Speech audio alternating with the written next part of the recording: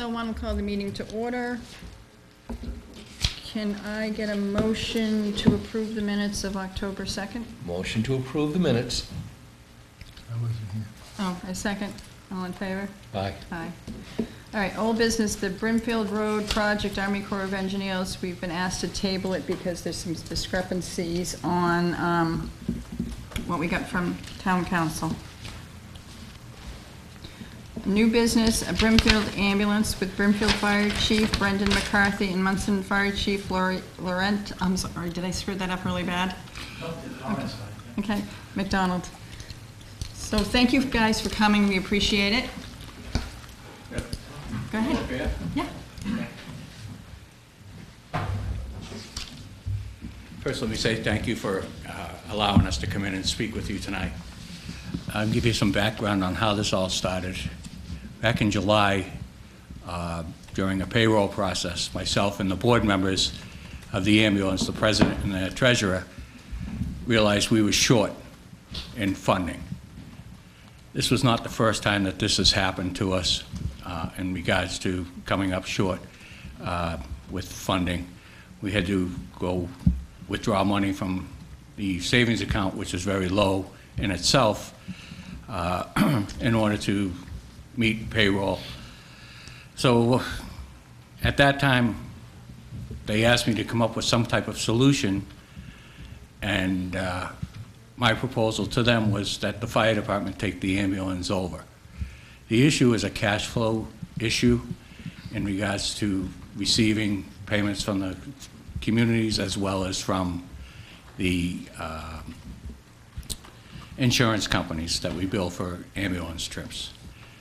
So by the fire department taking this over, it would allow us to have an already budgeted funding through the three towns agreements, plus what we would make additional on the insurance, what we routinely make. So that's how my proposal came up as far as changing it over to the fire department. The agreement would be basically the same, a contractual agreement with the town of Holland, but it would be with the town of Brimfield Fire Department and not the Brimfield Ambulance Service. You would still get a paramedic service through that agreement. So I'm going to let Larry speak on how they run things over in Munson, because that's kind of the idea that we're going to use in order to get this program up and running. Thank you. Could I ask a question? Certainly. I got a couple of questions, actually. Number one, how is it going to be different than Brimfield Ambulance? And number two, if it's not financially feasible for Brimfield Ambulance, why would it be in the best interest of the town of Brimfield? I think those are my two questions. I mean, I don't care. I mean, to be perfectly honest, I'm fine with Brimfield Ambulance running the show. Brimfield Ambulance is Well, I mean, it's its own Brimfield Town. Right. But Fire right now, department. Brimfield Ambulance is its own corporation. Right. Separate. So, that's all. I mean, I guess. Correct. What What happened with Brimfield Ambulance? I guess? One of our other biggest issues is we have no full-time employees. We have one, which is myself, the manager's position. So your expenses will be lower? Correct. Okay. Right. I have no full-time employees. Okay. And that's one of the other issues, because we don't offer any benefits or anything like that. Whereas on the town side, if they were full-time employees, we could bring them in with benefits and retain people that want to stay and work. Okay. So that was... All right, that makes sense. And my second question is, the services that Brimfield Ambulance was providing, would it be identical to the Brimfield Fire Department? Correct. Okay. Yep. All right. Nothing would change as far as the ambulance service to the town of Holland. It would just be the contractual change in name. Okay.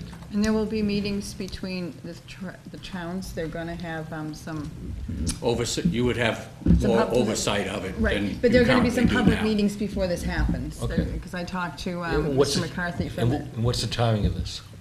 I'm sorry? The timing, when would this, Well, we talked about, when I was talking to Mr. McCarthy, it's not until probably the town meeting in the In May. spring, in May. Correct. Because it would have to go before their town. okay, Right. right. I have a question. Sir, If you're taking on these employees as town employees, you mentioned you're going to have to be paying benefits. that's correct. So it appears to me that there's going to be a substantial increase in the cost of this service. I mean, benefits are 35% of salaries, so how many people will you be taking on? 4.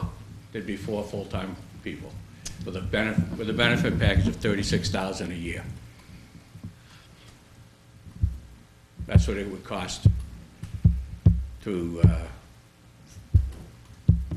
the budget process. But the cost to the town of Holland would be the same as it is currently with Brimfield Ambulance, correct? You know, it's gonna go up either way. It's gonna at go some up. point. But I mean, We'll have to wait and see what comes out of Right. their budget Which- process and everything.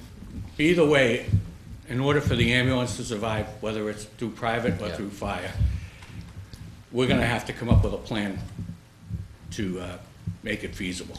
do we have any estimates as to the increase in costs? Just a guess? We I just don't at started- the moment. Just started this whole thing. All right. We were at the Yeah. meeting, their selectmen's meeting, we went to it. Yeah. And it's just like in the very beginning stages of it. Do you have it? And I'm asking one of your members, and I've already gone to Wales and they're on board with it, to join us in forming a group to put this together to make sure that it's 100% feasible for all 3 communities. Okay, So, we can talk about that. Thank you. Thank you. Did you want me to offer you some of the insights that, Yeah, Sure. Okay. please. very good. Well, thank you for the opportunity to be here this evening. Obviously, there's some benefits to all 3 towns. That's really what's got to happen here. Essentially, what you're looking at is a change in governance. You know, you would be, essentially, Brimfield would be moving the governance of the ambulance service from an NGO, non-governmental organization, a nonprofit, and then incorporating it within the means of the towns. I know it may seem like, you know, how does this end up with some cost savings? Well, there's not necessarily going to be cost savings. It's more a matter of efficiency of services. It's getting very hard for nonprofits to maintain employees and also to maintain board members to provide the governance that they need. So essentially, it would be a change in management.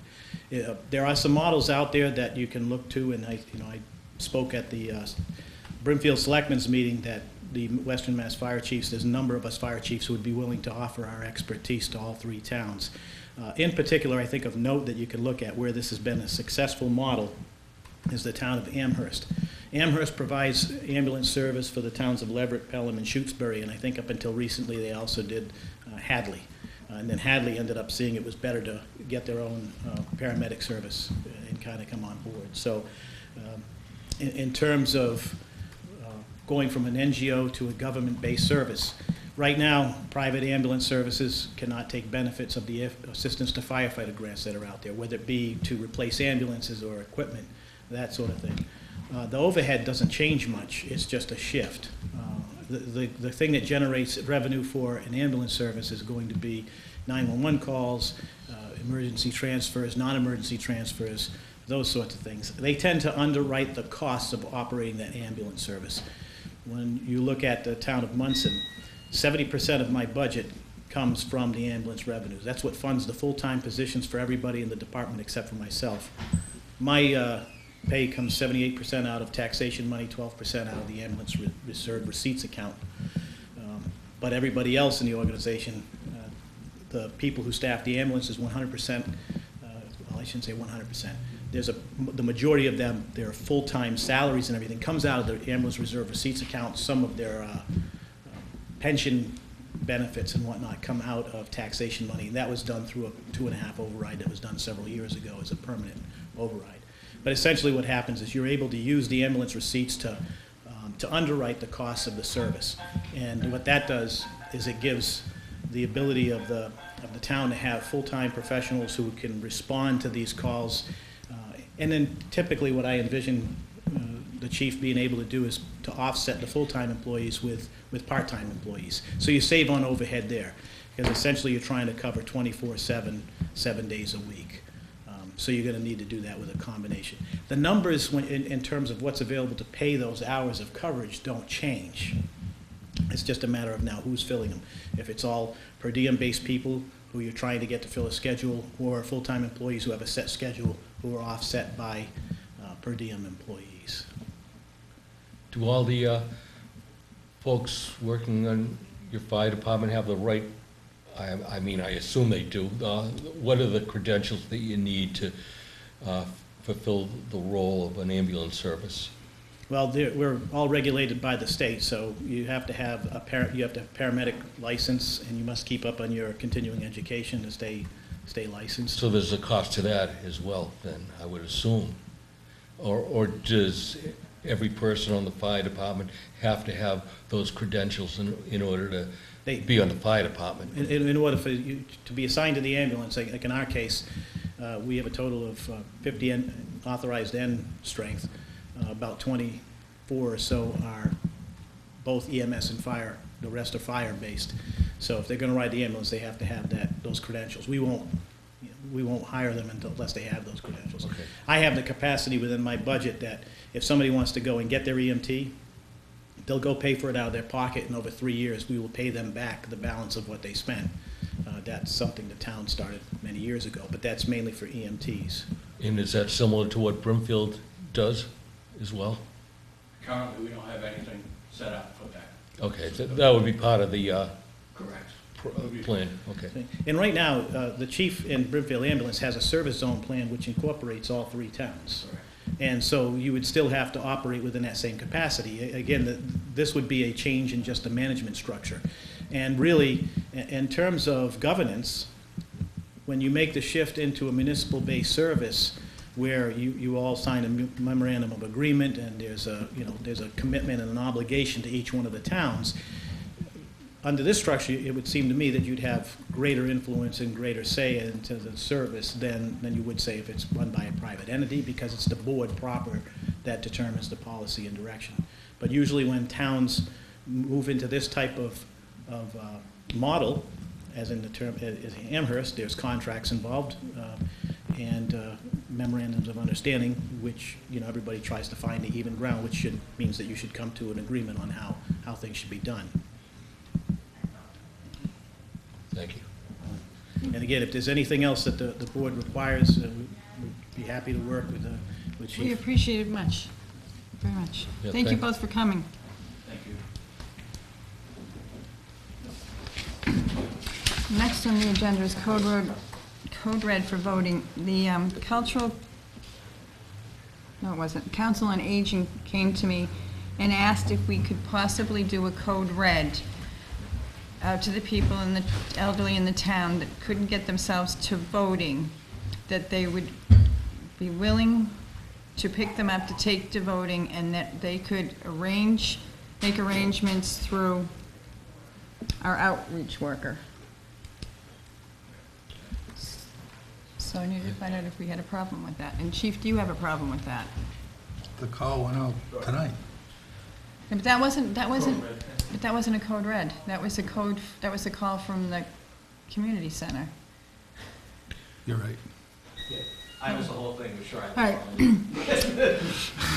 The Council on Aging came to us to see if they could do a Code Red that would go out to the seniors, well, go out to everybody, but to tell the seniors in town that don't have access to get to voting, that the Council on Aging would actually be able to pick them up and get them there.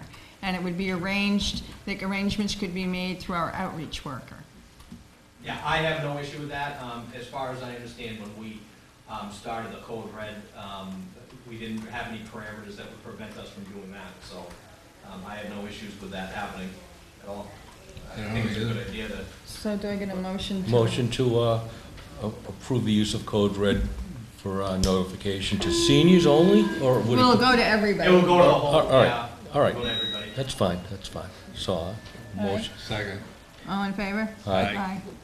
All right, next on is Emergency Management Director, and we have Chief Hoy and Chief Agnew. Did you want to say anything? Actually, it just so happens that Chief McDonald is here. So I made him stay. He actually was our emergency management director many moons ago.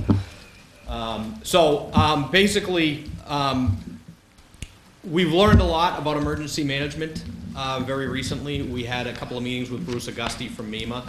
A couple of recommendations came down our way, one of which was establishing and implementing a job description. When we started the Emergency Management Committee, and you were actually the director at that point, when you were on our fire department, we began drafting an actual job description. We had kind of moved on and we never really implemented it. So as we were talking to Bruce Augusti, a couple of recommendations came to us. One major recommendation is to have a job description for an emergency management director. Something that we really haven't had in the past. A second thing that was a recommendation was funding the position.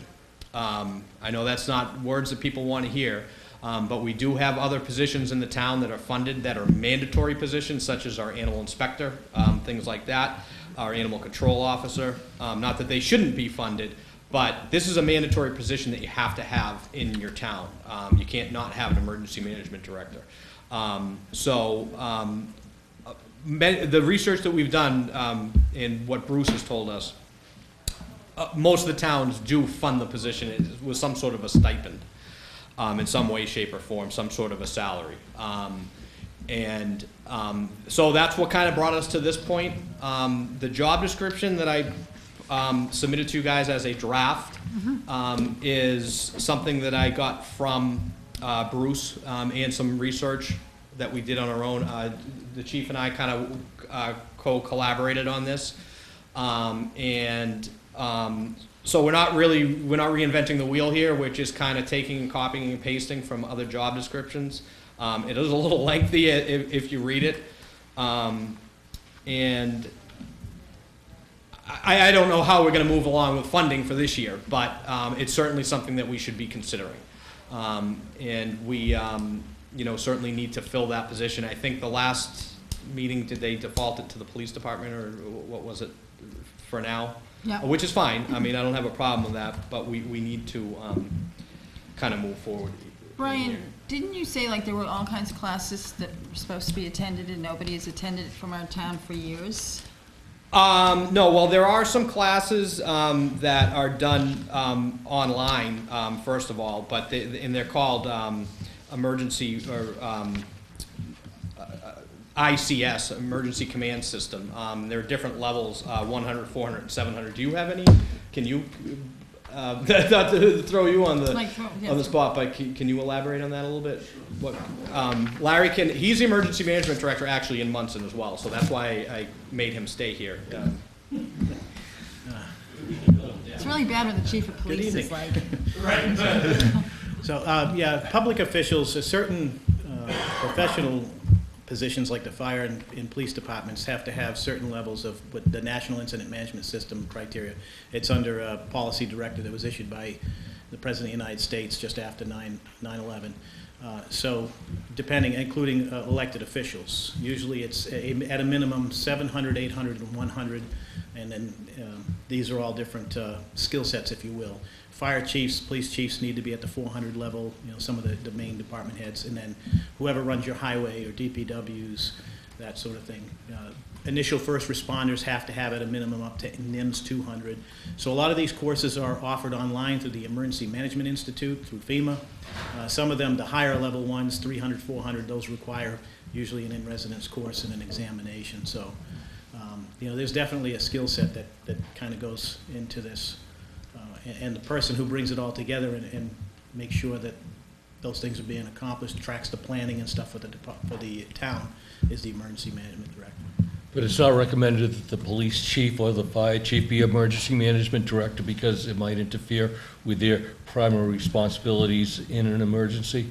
No, not particularly. Usually it's an additional duty that's assigned to maybe one of those positions. In some cases, it's been somebody who's often assigned. The role of the emergency management director is more or less the manager of the program and the planning aspects of things.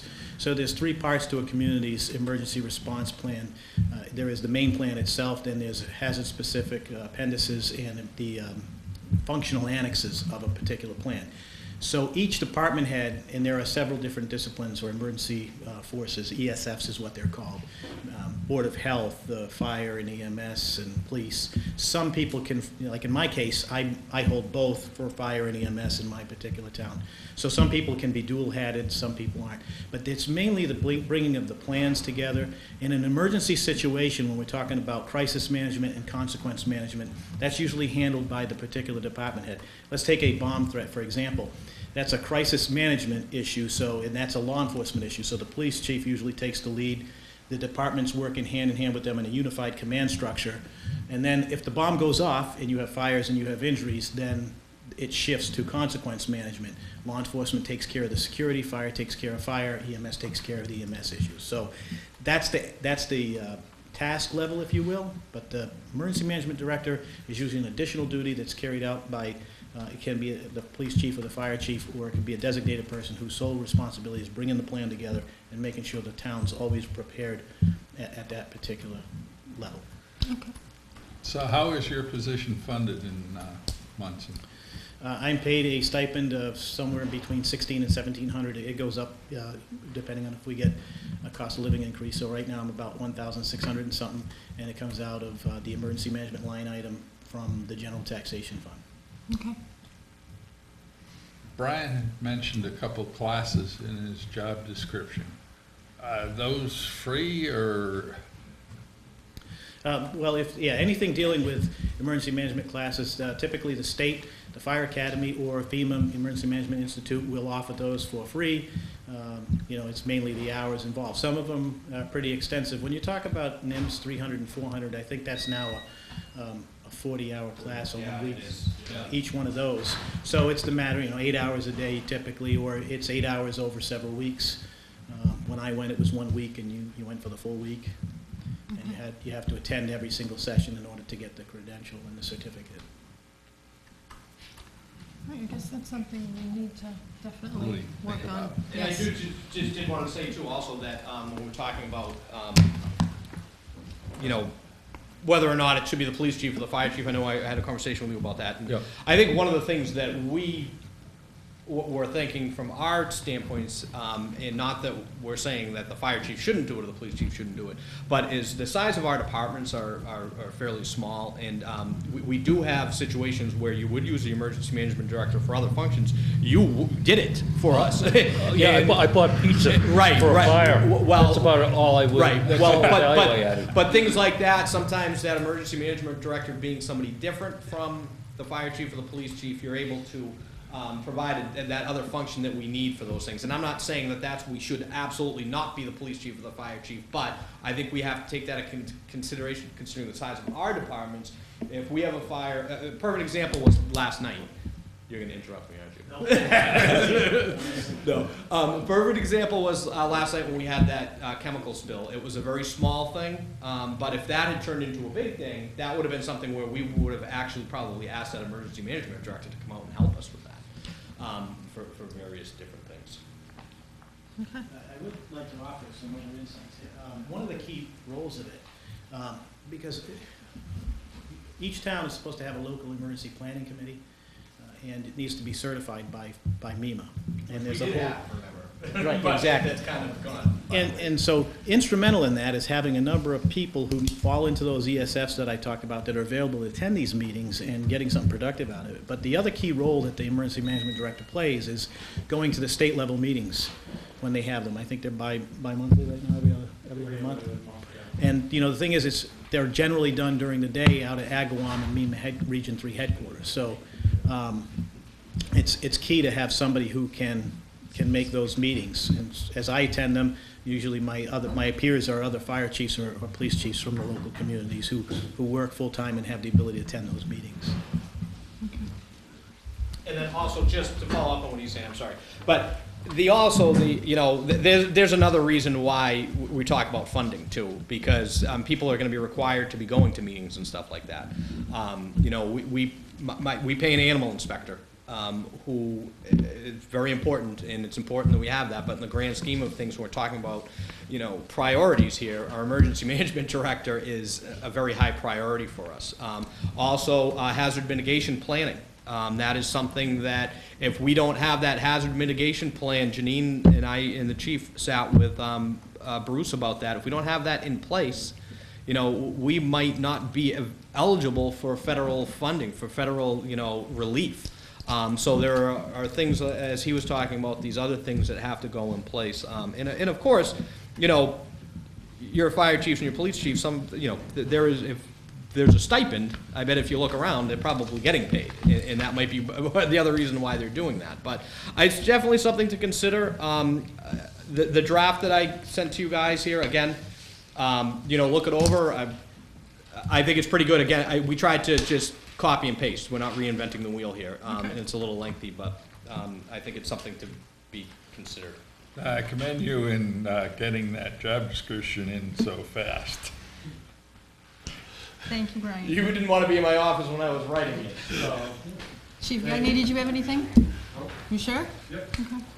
Thank you, Brian. We've got to talk about, all right. We've got to take that under consideration and see what we come up with. All right, the next on the agenda is driveway application for 7 Massaconic Trail. And it has been signed by the highway surveyor. Move to approve. Second. Second, all in favor? Aye. All right.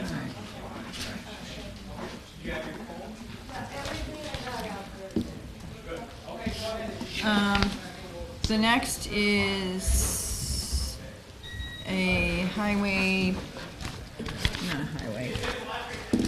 driveway application for 1 Lino Road, and it has been signed off by the highway surveyor. Move to approve. Second.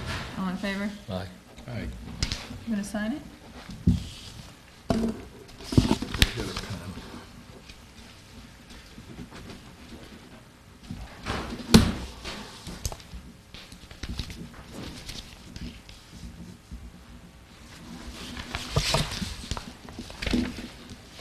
The next on the agenda is the Cox communication rate adjustment. I've marked that right in here.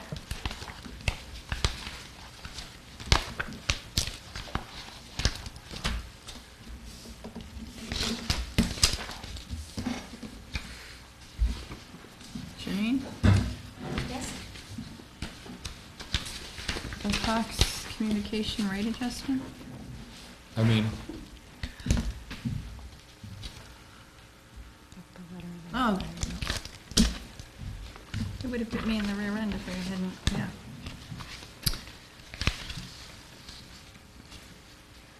So their proposed cable rate increase, I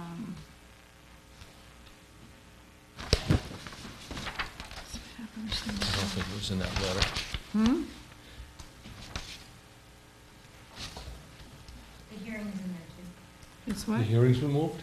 No, the hearing notice Oh. is in there, this Okay. one.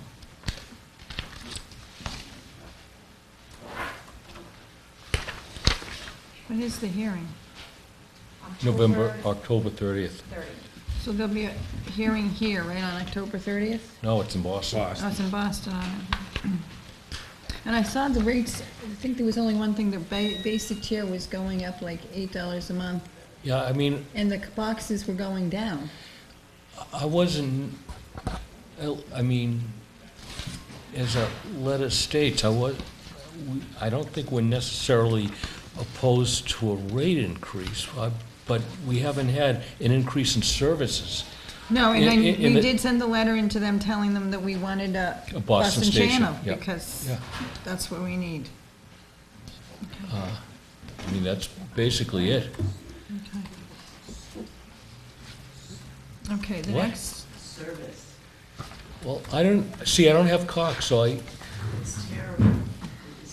but is it the same as any other cable company? I mean, that's my They're question. all And I think my big concern was that we have access to a Boston station. And we had That's in that letter. We had a petition that was signed by over 300 residents the last time they had a rate increase, which was only 2 or 3 years ago, where we sent them in addition to a request for Boston Station, we had a petition signed asking to get WBZ back, which we had for many years. And that's basically what we're asking for now, because to me, the Mass Telecommunication and, who's that letter to? Mass Cable and Telecommunication and Cable. Department of Telecommunications and Cable. And those are the ones that approved the rate increases, and we had presented that idea 2 or 3 years ago when we had the last increase, and they said it was a FCC issue because it has to do with the market. But the point that we're making in this letter is that we had a Boston Station in the past. Well, So, for example, my cable bill went up to $90, 90-something dollars. I have basic cable on my TV, and I have medium speed internet. So that means that the internet is like 80-something bucks. It's slow as molasses. Every time you call them, oh, it's because you live in Holland or you live near the lake. But I'm paying more for basic TV and cable, cable and internet, than Comcast charges people or any of our other competitors. Granted, we're stuck with Cox, but at least they could give us a decent service in BZ. Yes. And then when you say to the Cox repairman, we got a 35% increase in our bill, did you get that much of a raise? And they laugh. And that's the word around that end of town. The other side of town. Where we can't get Verizon, we can't get anything. No. Can't get it over there. So fight for we have us. some people attending that hearing though, right? Regina? I don't know where I don't know, then, Because there's nothing, there's actually. Kristen wants to go, attending. Okay. When is it? The 30th. 30th, 11 a.m. in Boston. Bus trip. And I got to class that day, otherwise I go. All right, the next is the EAP proposal. So the order of conduct emergency action plan update, we had a letter from the DCR saying we had to get it done. We have a proposal from Leclerc Engineering.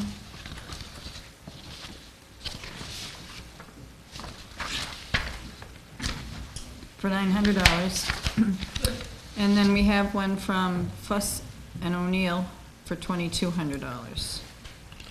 But we've never been happy with McClure. No, McClure, the last time we went through it, I read it, and they had names in Yeah, there. I remember that. That people who hadn't been here forever, selectmen that hadn't been here forever, and they said it was like they did a copy and paste, and the rate had gone up to fix the dam like $400,000, $400,000, and they couldn't tell us how to do it, or what it was. They didn't know what it was, so I actually make a motion to go with Fuss and O'Neill.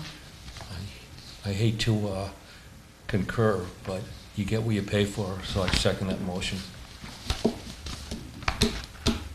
ready to vote? All in favor? Aye? All Aye. right.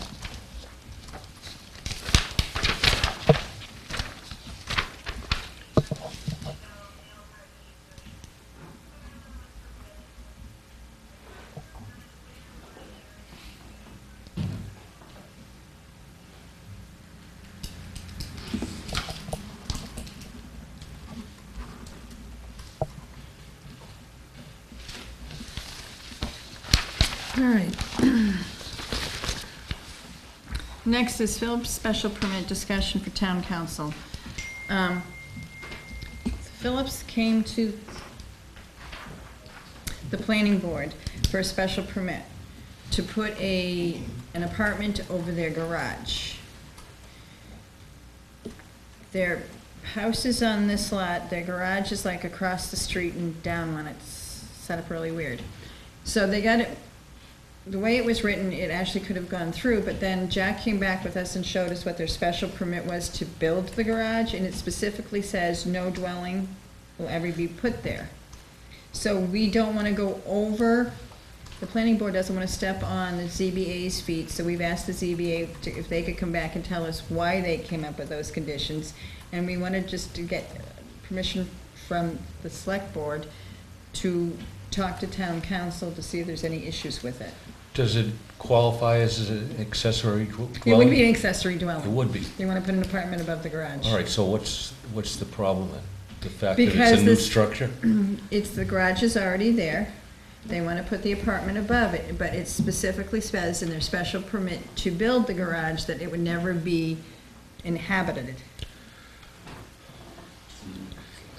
So what's, Well, what are they asking then for the us? planning board wants to know if they can talk to town council to make sure there is no legalities with it, All right. because All the right, other departments are not supposed to go to town council without us approving it. all right, well, I don't see why there would be a problem, but I move to allow the planning board to speak with town council. Second. All right, and I abstain because I'm on the planning board. Okay. So we can take a vote. No, all in favor? Aye. Aye. Next on the agenda is the community center cook. You guys have read the letter. Right, I sent that off to you. Yeah. So what it is they want to, I Up the- just forget how many additional meals. There's no Well, they would- addition, there's no additional meals, it'll just be the replacement of Monday and Wednesdays. so they'll do, well, one day they'll do sandwiches and one day they'll do a hot meal. And then the hot meal, they will actually be able to take home if they want to, because they Yes. can't right now, because it's actually, the meals come from,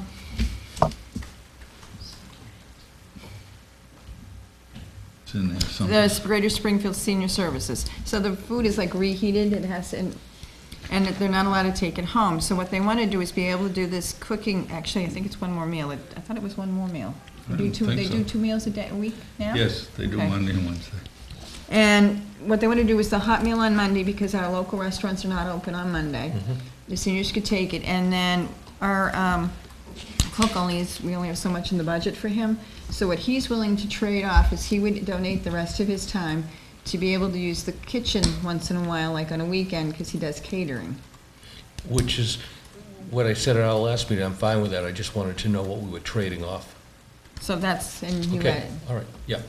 So, motion to approve the use of the kitchen for his business use on the weekends in exchange for additional food preparation work. All right, Second. all in favor? Aye. Okay, because I mean, we rent it out now anyways. Yeah. All right, then the Pioneer Valley Housing Production Plan Contract. So this is a contract, we got a grant.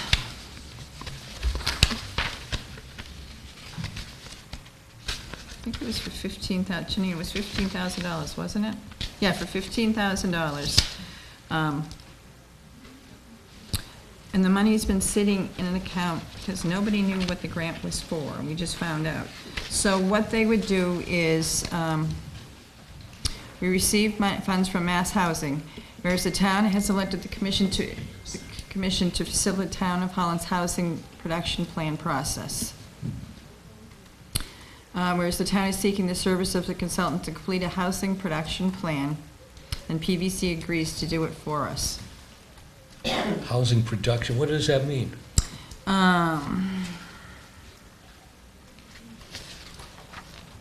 The Schedule A shows the town. Senior housing. Senior housing? Yes. And what we need All right. different things. Senior Develop a housing. plan Yeah, for that's- senior housing. All right, that's fine, okay.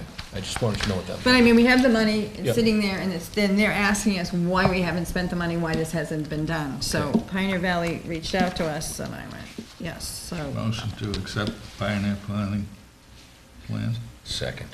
all in favor? Aye.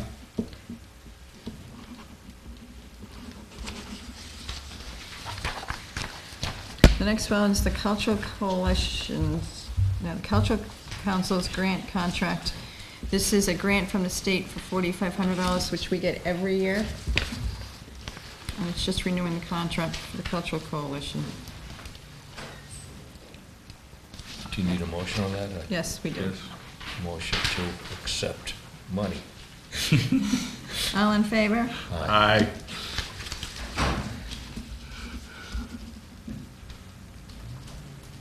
Say the 16th, yeah.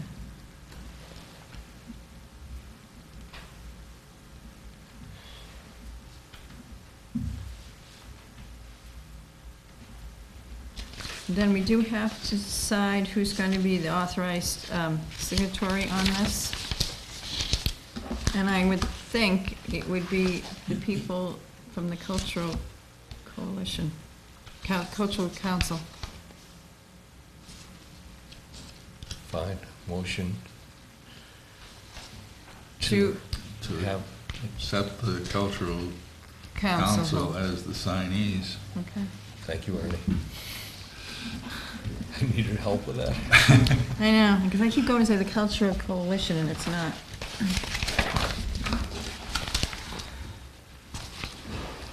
Then we have a special permit for bass fishing in Hamilton Reservoir. Raymond Labar. 8 vehicles, 8 boats. Motion to And approve the it's special on- permit. Second. It's right outside my door, so if I'm okay with I it, think we've everyone done should this Do they be. before. need 8 vehicles on the lake? It's for ice fishing. Right, do they need, 8/18/19? No, 8. No, that's the name of the No, group. that's the name of the group. 8/18/19 is the name of the group for the ice No, holes? number of vehicles, 8, number of boats, Yeah, 8. you said something about vehicles, number of vehicles, 8. Number of vehicles that would bring the boats there would be So that 8. You're not going on the water. The boats are going on the water. For summer use only, bass fishing. Ice fishing. It's But, not- well, the thing that's, oh, no, you know what it is? I'm sorry. The requesting group is called Ice Holes. I apologize. Don't I even, was thinking it was ice fishing, that's what screwed me up, so. That's what I did. So, yeah, and Chris, it's a south basin, it's not even gonna impact you. it's the North Basin. Oh, the north, yeah, that's right. All right, so do I have a permit? It's for 8/18/19. Move to approve the permit. Second. All in favor? Aye. Okay. Warren sign, I don't have the numbers, I left them upstairs, so I apologize.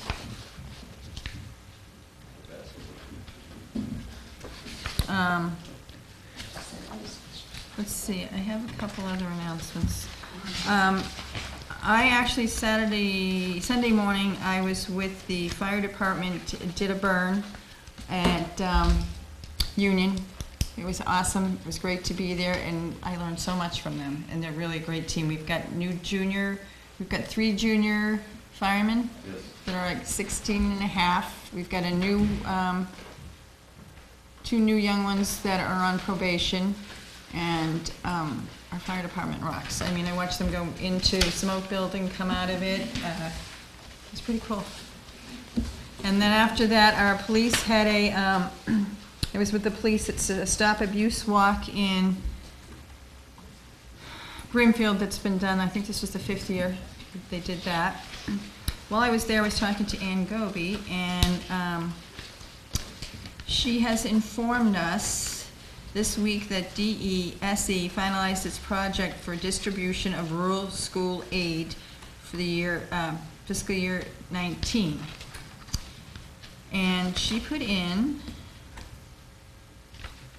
here that, let's see, where is it? Tantasco got $86,825. And where's the other one? Holland got $7,461, which is pretty cool. So free money is always good. So does anybody have anything public access? Okay. Then I make make a motion to shut the meeting down. Second? All in favor? Aye.